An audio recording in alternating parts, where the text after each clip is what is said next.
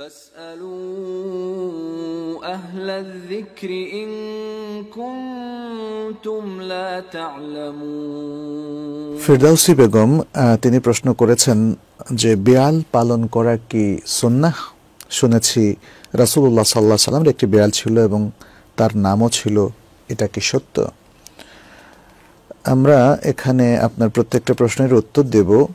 প্রথমত বিড়াল পালনের শারঈ বিধানটা কি সেটা নিয়ে আমরা একটু আলোচনা করব। বিড়াল আমরা জানি রাসূল সাল্লাল্লাহু আলাইহি ওয়াসাল্লামের স্পষ্ট হাদিস থেকে, যেখানে তিনি বলেছেন ইন্নাহা লাইসাত বিনাজিস ইন্নাহা মিনাত তাওয়াফিনা আলাইকুম ওয়াত তাওয়াফাত, বলেছেন যে বিড়াল বা বিড়ালিনী এগুলো নাজাসাত না, অর্থাৎ এগুলোর মধ্যে কোনো নাজাসাত বা অপবিত্রতা নেই, বরং এগুলো তোমাদের কাছে আসে, তোমাদের চারপাশে ঘুরঘুর করে বিড়াল এবং বিড়ালিনী। তো এর থেকে বোঝা গেল যে বিড়াল ঘরে প্রবেশ করতে দেওয়া অথবা বিড়াল পরিপালন করা সেটা জায়েজ আছে। অনেক সময় আমাদের ঘরে বাড়িতে হয়তো পোকামাকড় কিংবা ইঁদুর থাকে, সেক্ষেত্রে বিড়াল সেগুলো খেয়ে ফেলে, সেদিক থেকে বিড়াল পালাটা জায়েজ আছে, যেহেতু সেটার মধ্যে পবিত্রতা আছে ইত্যাদি।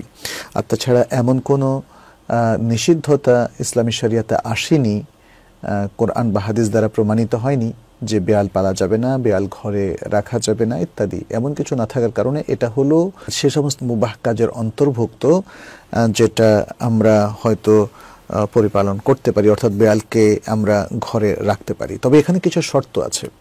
প্রথম শর্ত হচ্ছে বিড়ালকে খাবার দিতে হবে, কারণ যখন তাকে আমরা ঘরে রাখবো তখন তার দায়িত্বটা আমাকে নিতে হবে। দ্বিতীয় শর্ত হচ্ছে বিড়ালকে কোনো শাস্তি দেওয়া যাবে না, বিড়ালকে কোনো শাস্তি দেওয়া যাবে না। আচ্ছা, বিড়ালকে শাস্তি দিলে এটা ইসলামের দৃষ্টিতে অত্যন্ত গর্হিত অপরাধ, যে কারণে মানুষ জাহান্নামী হতে পারে। সেরকমই একটা হাদিস আমরা দেখি বুখারী এবং মুসলিমের মধ্যে এসেছে, আব্দুল্লাহ ইবনে আমর রাদিয়াল্লাহু তাআলা আনহুমা থেকে, আন্না রাসূলুল্লাহ সাল্লাল্লাহু আলাইহি ওয়াসাল্লাম قال عذبت امرأة في هرة سجنتها حتى ماتت فدخلت فيها النار لا هي أطعمتها ولا سقتها إذ حبستها ولا هي تركتها تأكل من خشاش الأرض। এর অর্থ হচ্ছে রাসূলুল্লাহ সাল্লাল্লাহু আলাইহি ওয়াসাল্লাম বলেছেন, এক মহিলাকে এক বিড়ালের কারণে শাস্তি দেওয়া হয়েছিল, অর্থাৎ জাহান্নামের শাস্তি দেওয়া হয়েছিল, কারণ সে বিড়ালটাকে আটকে রেখেছিল, এমনকি সে বিড়ালটি মারা গিয়েছে, ফলে এই কাজের জন্য তাকে জাহান্নামে প্রবেশ করতে হয়েছে। কারণ সে না তাকে খেতে দিয়েছে, পান করতে দিয়েছে, কারণ সে তাকে আবদ্ধ করে রেখেছিল, এবং না তাকে ছেড়ে দিয়েছে যাতে করে সে জমিনের বিভিন্ন পোকামাকড় খেয়ে বেঁচে থাকতে পারে। তাহলে বুখারী মুসলিমের এই হাদিস থেকে স্পষ্ট হলো যে বিড়ালের মতো প্রাণীকে যদি আমরা রাখিও তাকে আযাব দেওয়া যাবে না, কষ্ট দেওয়া যাবে না, এবং তাকে ক্ষতিগ্রস্ত করা যাবে না। তৃতীয় যে শর্তটা সেটি হচ্ছে বিড়ালটার রোগগ্রস্ত না হওয়া এবং তার কারণে ঘরের অধিবাসীরা ক্ষতিগ্রস্ত না হওয়া। কারণ হাদিসের একটা মূলনীতি হচ্ছে লা দারারা ওয়ালা দারার, নিজের ক্ষতি করা যাবে না, অন্যের ক্ষতি করা যাবে না। এই বিড়ালটা তো রাস্তায় ছিল, বাইরে ঘুরে ফিরে সে খাচ্ছিল, তাকে ঘরে এনে মানুষের ক্ষতি করা এটা কিন্তু জায়েজ নেই। ফলে এই তিনটা শর্ত পরিপালন সাপেক্ষে বিড়াল পালন করা জায়েজ আছে, অর্থাৎ বিড়াল ঘরে রাখা বা পালা জায়েজ আছে। আপনি বলেছেন বিড়াল পালা সুন্নত কিনা, কারণ আপনি শুনেছেন যে রাসূলুল্লাহ সাল্লাল্লাহু আলাইহি ওয়াসাল্লাম একটা বিড়াল রেখেছিলেন, তার নামও রেখেছিলেন। এমন কোনো বিষয় আসলে বিশুদ্ধ হাদিস অনুযায়ী আমার জানা মতে নেই। অর্থাৎ আমরা রাসূল সাল্লাল্লাহু আলাইহি ওয়াসাল্লাম বিড়াল পেলেছিলেন, তার ঘরে রেখেছিলেন, এমন কোনো প্রমাণ পাই না। তবে তার ঘরে বিড়াল আসতো, বিড়াল আসতে বারণ করা হতো না, সেটা আমরা হাদিস থেকে পাই। ফলে বিড়াল পালন করা সুন্নত, স্পেশাল একটা সুন্নত, এটা আসলে বলাটা কঠিন, বরং বিড়াল পালন করাটা মুবাহ, জায়েজ, যেটা আমরা একটু আগে বললাম। আচ্ছা, রাসূল সাল্লাল্লাহু আলাইহি ওয়াসাল্লামের হাউস হোল্ডে বিড়াল আসতো, তার একাধিক প্রমাণ আমরা এখানে পাই। যেমন আবু দাউদ তার সুনানের মধ্যে বর্ণনা করেছেন, এছাড়া আর অনেকেও বর্ণনা করেছেন যে এক মহিলা একবার আয়েশা রাদিয়াল্লাহু তাআলা আনহার কাছে খাবারে ভর্তি একটা পাত্র নিয়ে আসছেন এবং এসে দেখলেন যে আয়েশা রাদিয়াল্লাহু তাআলা আনহা তিনি সালাত পড়ছেন। তো আয়েশা রাদিয়াল্লাহু তাআলা আনহা তিনি খাবারটা রাখার দিকে ইশারা করলেন যাতে তিনি রেখে চলে যান।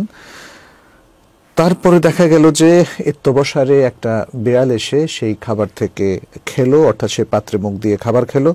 এরপর আয়েশা রাদিয়াল্লাহু তাআলা আনহা যখন নামাজ শেষ করলেন তারপর সেখান থেকে তিনি খেলেন এবং বললেন, ইন্না রাসূলুল্লাহ সাল্লাল্লাহু আলাইহি ওয়াসাল্লাম ক্বাল, রাসূলুল্লাহ সাল্লাল্লাহু আলাইহি ওয়াসাল্লাম বলেছেন, ইন্নাহা লাইসাত বিনাজিস, যে এই বিড়াল সে নাজাসাত নয়, ইন্নামা হিয়া মিনাত তাওয়াফিন আলাইকুম, বরং সে ওই প্রাণীদের অন্তর্ভুক্ত যা তোমাদের চারপাশে ঘুরঘুর করে।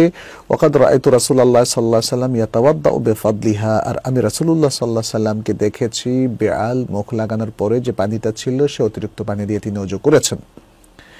তো এই হাদিস থেকে স্পষ্ট হয়ে গেল যে আয়েশা রাদিয়াল্লাহু তাআলা আনহা তার ঘরে বিড়াল এসেছিল এবং যে খাবার থেকে বিড়াল খেয়েছিল সে খাবার থেকে তিনি আবার খেয়েছেন এবং খাওয়াটা যে জায়েজ সেটা তিনি উল্লেখ করেছেন রাসূল সাল্লাল্লাহু আলাইহি ওয়াসাল্লামের আরেকটা কাজ থেকে বা ফেল থেকে। সেটি হলো রাসূল সাল্লাল্লাহু আলাইহি ওয়াসাল্লাম বিড়াল মুখ লাগিয়েছে এমন পাত্রের পানি থেকে ওযু করেছিলেন। তাহলে এই দুটো বক্তব্য থেকে স্পষ্ট যে বিড়াল রাসূল সাল্লাল্লাহু আলাইহি ওয়াসাল্লামের ঘরে আসতো এবং পান করত, আহার করত এবং তাকে বাধা দেওয়া হতো না।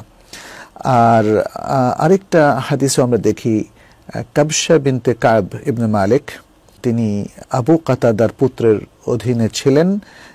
একবার তাদের ঘরে আবু কাতাদা আসলেন এবং তখন কাবশা তিনি আবু কাতাদার জন্য ওযুর পানি নিয়ে আসলেন। ইত্তবসরে একটা বিড়াল আসলো এবং বিড়াল এসে ওই পানি থেকে পান করলো।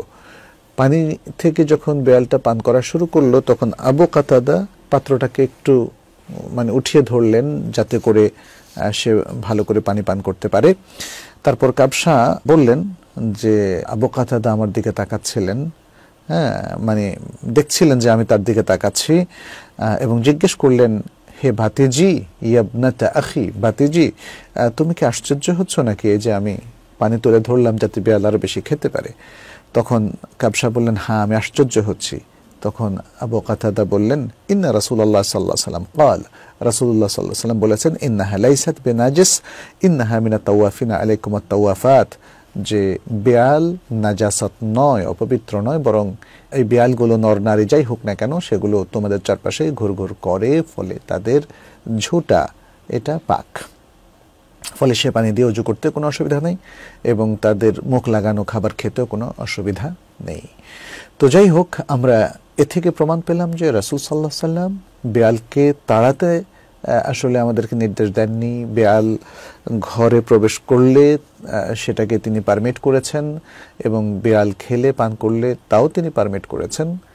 এর থেকে আমরা কনক্লুড করতে পারি যে বিড়াল পালা জায়েজ, মুবাহ, তবে এটাকে সওয়াবের কাজ অথবা সুন্নত বলা এটা সঙ্গত হবে না।